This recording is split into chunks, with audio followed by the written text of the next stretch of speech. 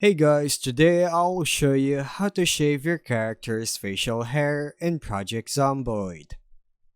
First, you need a razor in your inventory. Razors are lootable items found in bathrooms, houses, and sometimes on shelves. A razor lets you shave facial hair or trim a beard.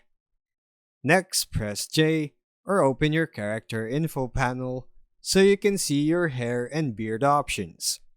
If your character has facial hair or beard growth, you'll see the current style listed there. Click the beard or facial hair field in your character panel and choose the shave or trim option. Your character will use the razor to shave off facial hair or trim the beard down to a shorter style. It works as long as the razor is present. You don't need to hold it in your hand or be in front of a mirror, though inventory placement can affect detection. Be aware that hair growth and shaving are cosmetic. Hair and beard can grow over time, and shaving lets you reset or reshape that look. And that's how you shave in Project Zomboid. Thanks for watching.